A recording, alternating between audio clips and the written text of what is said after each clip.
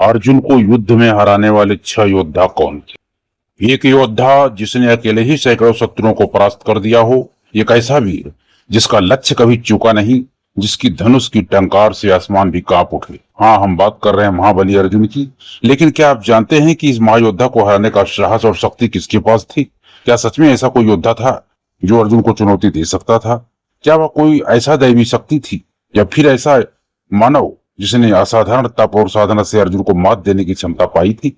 महाभारत के युद्ध में अर्जुन का पराक्रम, उसका धैर्य, उसकी रणनीति, यह सब तो जग जाहिर है। लेकिन ऐसे कौन से योद्धा थे जिन्होंने अर्जुन को चुनौती देने का प्रयास किया, जिन्होंने उसके साहस और कौशल को अपने शौर्य से मापने का दुस्साहस किया? इस वीडियो में हम आपको बताएंगे उन गुप्त योद्धाओं के बारे में जिनके पास अर्जुन को हराने का सामर्थ्य था। जानेंगे वह रोचक पहलू जो महाभारत के उस स्वर्णिम इतिहास में छुपे हैं। चलिए दोस्तों, वीडियो शुरू करते हैं। इस संसार में ब्रह्मा, विष्णु, महेश के अतिरिक्त हर कोई परास्त किया जा सकता है। केवल यह 3 ही अजय हैं। अर्जुन अजय थे, उन्हें कोई भी हरा नहीं सकता। किंतु महाभारत में ऐसे कई अनेक किस्से हैं जिसमें यह वर्णन किया गया है कि अर्जुन परास्त हुआ है। बल्कि अर्जुन महाभारत के पूर्ण काव्य में 4 बार मृत्यु को प्राप्त हुए हैं। उनमें से 3 बार उन्हें पुनः जीवन दान मिला है। एक मनुष्य को केवल शस्त्र से ही नहीं बल्कि बुद्धि से भी हराया जा सकता है। महाभारत के महान काव्य के अनुसार अर्जुन को बुद्धि से 1 बार और शस्त्र से 2 बार मृत्यु के मुख से छोड़ा गया है। आइए जानते हैं इस अद्भुत घटना को। यह घटना वनवास के दौरान की है, जब श्री कृष्ण ने अर्जुन को दिव्यास्त्र प्राप्त करने के लिए इंद्र एवं शिव जी की घोर तपस्या करने की अनुमति दी थी। इंद्रदेव को प्रसन्न करने के पश्चात अर्जुन शिव जी की घोर तपस्या में लीन थे। शिव जी ने अर्जुन की परीक्षा लेने के लिए पृथ्वी पर एक शिकारी के रूप में अवतार लिया और अर्जुन की ओर आते हुए एक राक्षस रूपी सूअर का वध किया। किंतु उसी समय अर्जुन ने भी उस सूअर पर अपना तीर छोड़ा था। अब उस सूअर की मृत्यु को अर्जुन के बाण से हुई या महादेव के बाण से हुई, इसका निश्चय कैसे हो? हम और आप यह जानते हैं कि सूअर का वध महादेव के तीर से हुआ था, किंतु अभिमानी अर्जुन का यह विश्वास था कि उस सूअर का वध उनके बाण से हुआ है। और एक सामान्य शिकारी की क्षमता नहीं है कि वह अर्जुन से पहले किसी शिकार का शिकार कर ले। इस अभिमान की वजह से अर्जुन ने उस शिकारी को चुनौती दी। महादेव ने अर्जुन सभी प्रकार के शस्त्र और अस्त्र विद्या को परास्त किया। यही नहीं, अर्जुन को उन्होंने बाहुबल की परीक्षा का भी मौका दिया और तभी महादेव ने उसे इतनी बुरी तरह से घायल कर दिया कि अर्जुन वही मृत्यु को प्राप्त हो गए। यदि काव्य को ठीक से पढ़ा जाए तो ऐसा प्रतीत होता है कि उस वक्त अर्जुन की सचमुच मृत्यु हो गई थी और शायद यह महादेव की एक लीला थी, क्योंकि यदि मनुष्य को स्वर्गलोक जाना है तो उसका मृत्यु को प्राप्त होना आवश्यक है। इसी कारण शायद जानबूझ के महादेव ने अर्जुन को मार दिया था ताकि वह निसंकोच स्वर्ग प्रस्थान कर सके और सारे दिव्यास्त्र का ज्ञान प्राप्त कर सके। विद्या पूर्ण होने पर महादेव ने उन्हें पुनर्जीवित कर दिया और इनाम स्वरूप पाशुपतास्त्र भी दिया। यह पहली बार है जब अर्जुन की महाभारत में मृत्यु हुई। अर्थात महादेव में इतनी शक्ति थी कि वह अर्जुन का वध कर सकते हैं।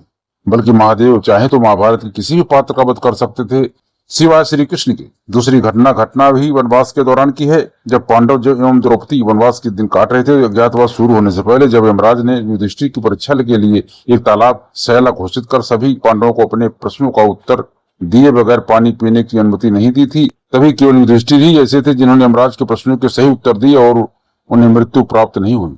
बाकी सभी पांडवों को यमराज जी ने मृत्यु के मुख में छोड़ दिया था। बाकी चारों पांडवों की मृत्यु इसलिए हुई थी क्योंकि उन्हें अपनी शक्तियों पर घमंड था और अपनी बुद्धि पर यकीन था। उन्होंने एक यक्ष को असमर्थ मानकर उसके जल को पीने का दुस्साहस किया था और वे सभी मृत्यु को प्राप्त हुए थे। यह दूसरा अध्याय है जब अर्जुन की मृत्यु हुई। माना कि अर्जुन ने कोई शस्त्र का प्रयोग नहीं किया था, ना ही कोई युद्ध हुआ था जिसमें उनकी मृत्यु हुई थी। किंतु जैसा कि मैंने कहा कि मृत्यु केवल शस्त्र से नहीं बुद्धि से भी हो सकती है।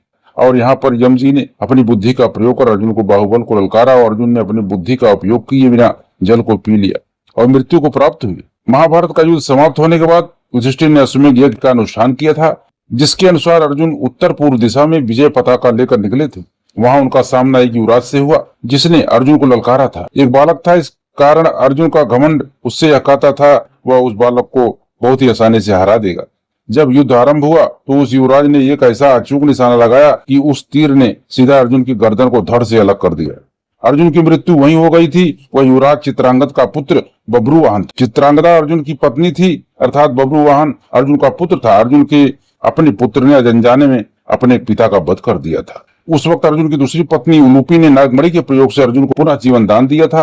अर्थात अर्जुन को हराने की क्षमता एक साधारण बालक में भी थी। चौथा बर्बरिक भीम का पौत्र और घटोत्कच का पुत्र बर्बरी महान तपस्वी था। उन्होंने अपनी तपस्या से ऐसी सिद्धियां प्राप्त की थी कि वह केवल 2 ही बाणों से अपने सभी संपूर्ण शत्रुओं का एक साथ नाश कर सकते थे। इस कारण मेरा मानना है कि बर्बरीक और अर्जुन का सीधा युद्ध हो, अर्जुन की मृत्यु निश्चित थी। 5वें स्थान पर 2 योद्धाओं का नाम एक साथ लूंगा, क्योंकि वो दोनों समान स्वरूप से शक्तिशाली थे और उनकी सोच बिल्कुल एक समान थी। मैं पितामह भीष्म और आचार्य द्रोण की बात कर रहा हूँ। संपूर्ण महाभारत के दौरान अर्जुन इन दोनों योद्धाओं को कभी अकेले पूरी तरह से हरा नहीं पाए थे। ये तीनों योद्धा आपस में शक्ति में एक समान थे, किंतु सबसे बड़ा फर्क यह है कि आचार्य द्रोण और पितामह भीष्म अर्जुन से बेहद प्रेम करते थे। अतः वह कभी भी अर्जुन की ओर ऐसा तीर नहीं छोड़े जो उनके प्राण लेंगे। अर्जुन और इन दोनों योद्धाओं का सामना देखा जाए तो केवल विराट युद्ध और महाभारत के युद्ध में ही हुआ है। इन दोनों समय दोनों आचार्य पितामह अर्जुन की ओर से बहुत ही भावुक थे। इसीलिए हमारा यह मानना है कि वह अपनी पूरी क्षमता से अर्जुन से युद्ध नहीं कर रहे थे, बल्कि दुर्योधन ने बार बार इन दोनों पर यह आरोप भी लगाया है। अब एक क्षण के लिए एक स्थिति के बाहर विचार कीजिए। आचार्य द्रोण और पितामह दोनों ही हस्तिनापुर से बधे हुए थे। दोनों को हस्तिनापुर की सुरक्षा का अत्यंत विचार था। वह हस्तिनापुर की रक्षा के लिए अपने प्राण को निछावर कर सकते। महाभारत युद्ध के दौरान दोनों जानते थे कि दुर्योधन की हार में भी हस्तिनापुर की जीत है। इसीलिए उन्होंने अपना पूरा बल युद्ध में नहीं लगाया और अर्जुन को जिताने का प्रयास किया। अब एक क्षण के लिए यह सोचिए कि धूतकीड़ा के बाद वनवास जाने की बजाय पांडवों ने हस्तिनापुर पर आक्रमण कर दिया होता तो पितामह भीष्म अकेले ही, द्रोणाचार्य अकेले ही अर्जुन का वध कर सकते थे।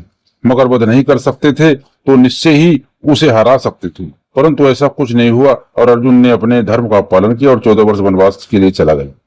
इसीलिए इन दोनों ने महाभारत के दौरान अपने प्राण त्यागना ही स्वीकार किया। इस सोच का कुछ प्रमाण भी बताते हैं। विराट युद्ध के दौरान जब युद्ध अंत करने के लिए अर्जुन ने दिव्यास्त्र का प्रयोग किया था, जिसके कारण सभी योद्धा मूर्छित हो गए थे, तब आचार्य द्रोण और पितामह भीष्म मूर्छित नहीं हुए थे। उन्होंने केवल युद्ध आगे न बनाने का निश्चय किया था, क्योंकि उनका युवराज घायल था। महाभारत युद्ध के दौरान पहले 10 दिन तक अर्जुन रोज पितामह से युद्ध करता था, किंतु वह युद्ध बिना किसी निष्कर्ष के समाप्त हो जाता था। फिर अंत में जब उसने शिखंडी का सहारा लिया तब पितामह को हरा पाया। उसी प्रकार युद्ध के अगले 2 दिन तक आचार्य द्रोण को कभी पूरी तरह से वो हरा नहीं पाया। 14 दिन के युद्ध के दौरान अर्जुन ने कई महान सिद्धियां प्राप्त की। उसने अकेले ही 7 अक्षौहिणी सेनाओं का वध कर दिया था, किंतु युद्ध के आरंभ में ही उनका सामना आचार्य से हुआ था। उस वक्त दोनों के बीच द्वंद्व युद्ध हुआ, जिसका कोई निष्कर्ष नहीं निकल रहा था। यह देखकर श्री कृष्ण ने अर्जुन से कहा कि आचार्य द्रोण से आगे जाने की आज्ञा मांगे और यह युद्ध बंद करे। अर्जुन ने बिल्कुल ऐसा ही किया और एक शिष्य होने के नाते अपने गुरु से आगे जाने की आज्ञा मांगी। तब आचार्य द्रोण उसे मना नहीं कर सके और उसे आगे बढ़ने की आज्ञा दे दी। यदि आचार्य द्रोण सचमुच चाहते तो उस दिन जयद्रथ जिंदा बच जाता और अपनी प्रतिज्ञाबद्ध अर्जुन को आत्मदाह कर लेना पड़ता। ऐसा नहीं चाहते थे, इसीलिए उन्होंने अर्जुन को आगे जाने दिया। तो देखा जाए तो आचार्य द्रोण और पितामह दोनों में ही अर्जुन को हराने का सामर्थ्य था। छठवां अर्जुन को कदाचित अश्वत्थामा भी हरा सकता था। अर्जुन नर का स्वरूप थे, कृष्ण नारायण का स्वरूप थे और अश्वत्थामा रुद्रांश का स्वरूप थे, अतः वे स्वयं शिव जी का स्वरूप थे। महाभारत युद्ध के दौरान जब अश्वत्थामा को यह पता चला कि उनके पिता की मृत्यु हो चुकी है तो वह आग बबूला हो गए। अपने क्रोध में उन्होंने पांडवों की सेना की ओर नारायण अस्त्र छोड़ा। अब उस वक्त श्री कृष्ण ने पूरी पांडव सेना को कहा कि नारायण अस्त्र से बचने का एक ही उपाय है, अपने शस्त्र रख दें और नारायण अस्त्र के शरण में चले जाए। यह राज अर्जुन नहीं जानता था। यदि यह सोचा जाए कि बिना श्री कृष्ण के सिर्फ अश्वत्थामा और अर्जुन का युद्ध हो तो एक समय ऐसा आएगा जब अश्वत्थामा नारायण अस्त्र का प्रयोग करेगा और अर्जुन की हार हो सकती है। इसलिए हमारा यह मानना है कि अश्वत्थामा में भी अर्जुन को हराने की सामर्थ्य था। दोस्तों, इस वीडियो के माध्यम से हम यह साबित नहीं करना चाहते हैं कि अर्जुन एक नाकामयाब योद्धा थे। अर्जुन एक महान योद्धा था और उसके जैसा और कोई योद्धा सचमुच नहीं था। मगर पांडवों की विजय हुई है तो वह केवल अर्जुन की ही वजह से हुई है। भीम का निसंदेह है हम युद्ध में बहुत बड़ा योगदान था, किंतु बिना भीम के भी अर्जुन अकेले उस युद्ध को जीत सकता था। मैं इस वाक्य को पुनः कहूंगा, अर्जुन और श्री कृष्ण की जोड़ी अकेले ही युद्ध को जीत सकती थी और नर और नारायण की जोड़ी को हराना असंभव है। नर और नारायण की शक्ति का सचमुच पूरा अनुमान लगाना तो खांडव वन के युद्ध के बारे में पढ़ें। तो मिलते हैं दोस्तों अगले वीडियो। जय श्री कृष्ण मित्रों, जय श्री राम।